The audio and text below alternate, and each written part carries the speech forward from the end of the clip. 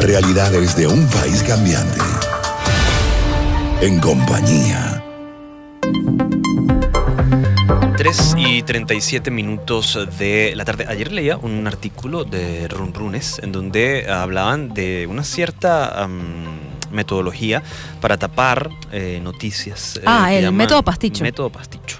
La semana pasada, pues todos fuimos testigos de lo que sucedió en el Junquito y que nos tuvo a todos dentro de esa noticia hasta el fin pasado, el fin de semana ya. Esta semana, pues con esta convocatoria, por llamarla de alguna forma, a elecciones, pues pareciera ser que todo eso se ha olvidado. Bueno, es que el país no da descanso.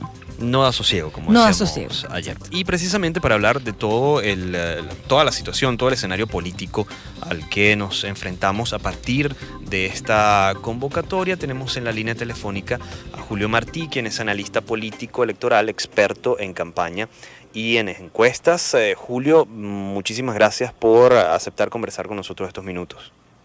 Buenas tardes, Vladimir. Siempre es un placer poder conversar contigo y tanta gente que te escucha. Y bueno, no sé si Tamara estará por ahí. Aquí estoy. Aquí estamos.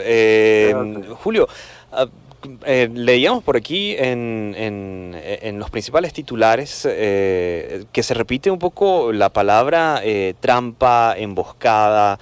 ¿Cómo ves tú esta convocatoria a elecciones presidenciales adelantadísimas? Bueno, lo primero que yo tengo que decir es que guerra avisada no mata soldados, y si lo mata es por descuidado. Esto es un dicho muy muy viejo, pero muy cierto, y sencillamente lo traigo a colación porque era un secreto a voces. Todo el mundo, y no lo digo desde ahorita, sencillamente desde que fueron convocadas, por ejemplo, las elecciones a gobernadores para el 15 de octubre, yo recuerdo que en el mes de septiembre, yo decía en varios foros y en entrevistas, señores, dependiendo el resultado del 15 de octubre de las gobernaciones, las elecciones a alcaldes van a ser en diciembre. Es más, recuerdo que les decía, va a ser el 10 o va a ser el 17 de diciembre, lo dije hasta con fecha. Sí. Les decía, si la oposición gana la mayoría de las gobernaciones, no hay de la alcaldía, pero si las gana el gobierno, las va a hacer de forma inmediata porque no te puedes recomponer ni sacar el golpe encima. Y así fue. Cuando llaman a las de las alcaldías, yo les digo, señores, prepárense, porque el 4 de febrero o tentativamente el 5 de marzo va a haber elecciones presidenciales, porque son dos fechas muy significativas para el chavismo, una del 4 de febrero y la otra cuando muere Chávez. Y todo el mundo que dijo, es imposible, en marzo no va a haber elecciones, estás equivocado. Ok, no es el 5 de marzo, es la última semana de marzo, o sea, no es el 5, son 20 días después o la primera semana de abril.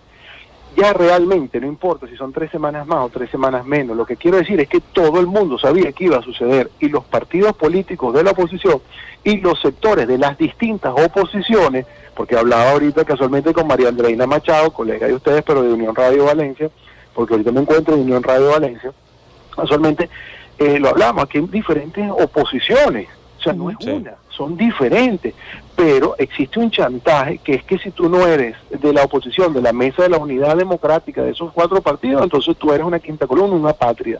Pero entonces, ¿dónde queda todo esto de los colegios profesionales, de las cámaras, de fedecámaras, de la sociedad civil, de los ciudadanos de a pie? O sea, por el amor de Dios, Venezuela tiene 30 millones de personas, no 4 partidos políticos. Entonces, si tú no te pones de acuerdo, es imposible enfrentar un sistema totalitarismo como este, porque olvídense de que esto es socialismo y que esto es comunismo. Esto es un sistema totalitario que está enfocado en el personalismo, todavía de Hugo Chávez, independientemente que haya muerto hace 5 años. Ahora, la fecha que correspondía a las elecciones era octubre del 2018, octubre de este año, no diciembre, que es un error que le estoy escuchando hasta a los sectores políticos importantes del país de oposición. ¿Por qué toca en octubre? Hugo Chávez en el 2012 gana la presidencia contra Enrique Capriles en el mes de octubre, ¿okay? Que si mal no recuerdo fue el 8 de octubre, y dan continuidad administrativa a los actos porque siguen todos los ministros y sigue todo el mundo igual. Muere Chávez a los meses y se convoca unas nuevas elecciones para elegir un presidente para culminar el periodo. Hubiese sido Capriles o hubiese sido Maduro.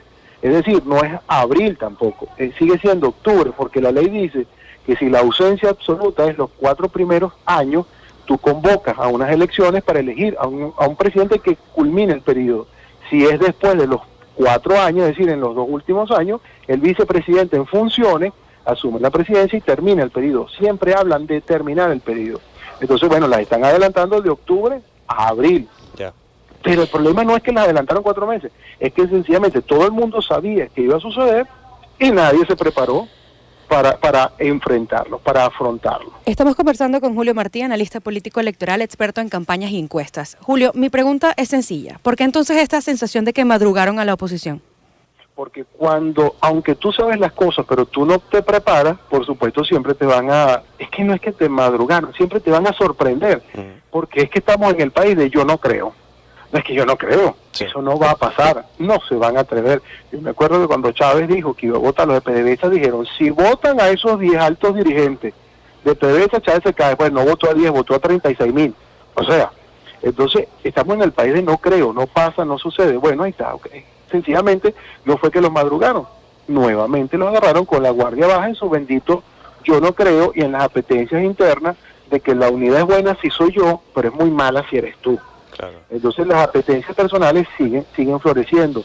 Particularmente yo creo que lo ideal para Venezuela, elegir un candidato a enfrentarse al chavismo, es por consenso, no sí. Unas primarias. No hay nada más vulnerable y más dañino para un equipo electoral que unas primarias. Julio, pero ahí entramos en esta disyuntiva, ¿no? ¿Participar o no participar? Porque se está hablando mucho de esto, ¿no? Que si se participa, se convalida, se deslegitima lo que se ha hecho, que si no se participa.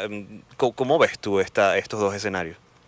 Mira, sencillamente a esa situación uno le aplica un FODA, fortaleza, oportunidades, debilidades, y tú vas a ver que ambas opciones tienen sus pros y sus contras. Entonces tú dices, bueno, ok, no participo. ¿Por qué no participo? Bueno, porque es una convocatoria realizada por el ente a quien no le corresponde, porque quien tiene que convocar elecciones al CNE, y en este caso lo convocó la Asamblea Nacional Constituyente. Bueno, pero es que la Asamblea Nacional Constituyente es plenipotenciaria y suprapoder. Sí, pero es que la Asamblea Nacional Constituyente es írrita y es legítima desde el momento en que es convocada. O sea, todo tiene una cantidad de cadenas y de consecuencias. Entonces, por ejemplo, Primero Justicia es coherente en su discurso cuando dice yo no reconozco para nada la Asamblea Nacional Constituyente, y Guanipa no se juramenta ante la Constituyente como gobernador de Zulia y tampoco participa en las elecciones y tampoco se va a legitimar como partido político, al igual que Voluntad Popular. Pero entonces viene la otra, entonces te cedo el espacio por completo, como yo me acuerdo que fue la consigna de Henry Ramos Alú, que manipuló a la oposición en el año 2005, cuando le decía, nadie participe para elegir a los diputados a la Asamblea Nacional, y los 160 escaños, le quedaron por completo al chavismo, que por cierto, más del 80% del marco legal actual de este país nació de esos 5 años de Asamblea Nacional donde no hubo representación opositora por una manipulación de Henry Ramos Alú. O sea, si tú le cedes el espacio, lo toman y no ha pasado nada. Y si los enfrentan, bueno, entonces lo estás enfrentando bajo una cuestión ilegal.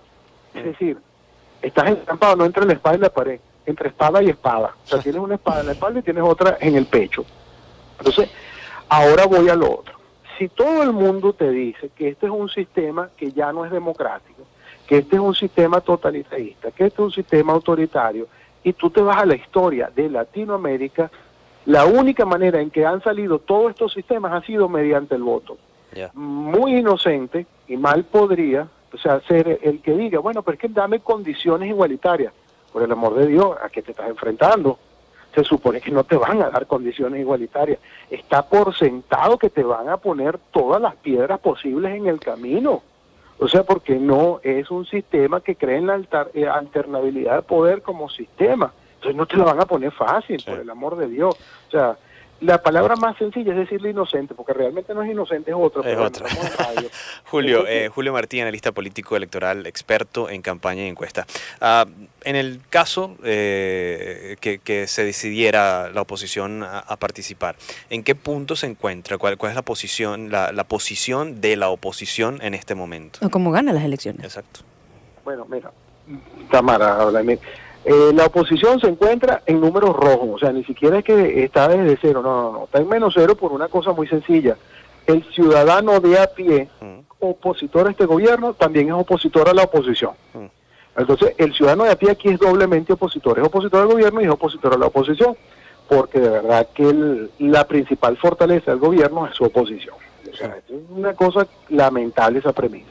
Entonces, tendrían primero que tener un discurso realmente coherente y empático con la ciudadanía de a pie, que partiría de un mea culpa. Mire, señores, formalmente yo asumo que yo cometí los errores cuando los muchachos estaban en la calle, y paré la calle y me fui a elecciones por ambiciones personales, me equivoqué, lo hice todo mal, yo hago un acto de contrición, y pido perdón, vamos, señores, a enfrentar desde cero todo esto y corrijamos nuestros problemas, tal.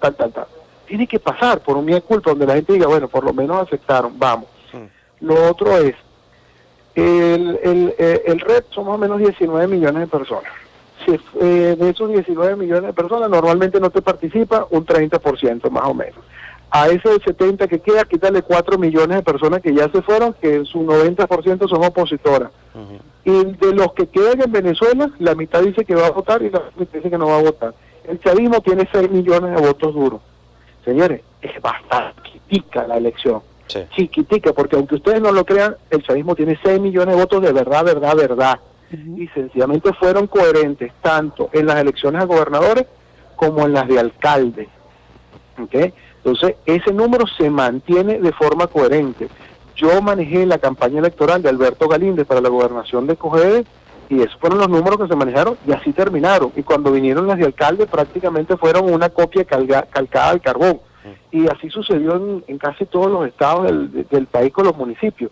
Entonces, ellos sí tienen un público cautivo, por llamarlo de alguna manera, sin importar la razón, porque ya va a salir uno diciendo, bueno, es que él tiene bozal de arepa, bueno, es que está presionado, bueno, no importa la razón, la razón que sea. Punto. O sea, en el papel los números son fríos, no tienen color ni tienen corazón.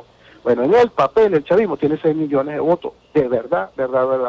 ¿Cuántos tiene de forma controlada la oposición? La verdad no lo sé, porque el 80% del país rechaza a Maduro.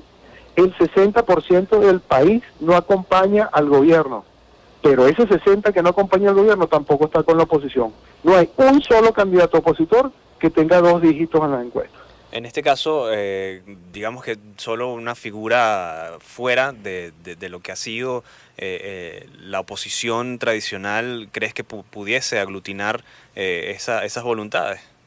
Mira, me imagino que viene por lo de Lorenzo Mendoza, pero realmente yo creo que más que el nombre del candidato viene de ponerse de acuerdo en un proyecto país, como fue el de por ejemplo, el Pacto de la Moncloa en España post-Franco, o con la concertación humanista chilena, que logra salir de Pinochet, y por lo menos el que estaba primero en todas las encuestas, que era Ricardo Lagos, tenía 52%, y entendió que él no era el candidato presidencial del momento y se lo dio a Patricio Aylwin, que tenía 1%. Sí. Y después Patricio Aylwin vino Eduardo Frei, que tenía 7%, y después en tercera oportunidad es que viene Lagos. Esto no es un problema de quién tiene más puntos en las encuestas, es de una figura que logre manejar en su entorno todas las voluntades del país. ¿Por qué yo creo que Lorenzo Mendoza no es el mejor candidato para esta oportunidad? Como yo estaba hablando con el presidente de Fedecámaras, Carabobo, hace un rato también. Y me dice, ¿tú ves a Lorenzo Mendoza? ¿Te gustaría que fuera? Le digo, no y sí. Me dice, bueno, ¿cómo es esto? Le digo, mira, no ahorita y sí después. Okay. Porque el próximo presidente que tenga Venezuela va a tener que tomar unas medidas extremadamente duras. Y yo no sé si Lorenzo Mendoza no es que tenga la capacidad, es que sencillamente lo vayas a quemar tomando esas medidas. Claro.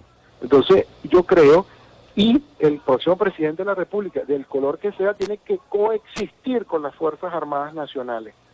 Entonces, bueno, no sé cuál sea la capacidad de coexistencia y de diálogo posible allí. Así es.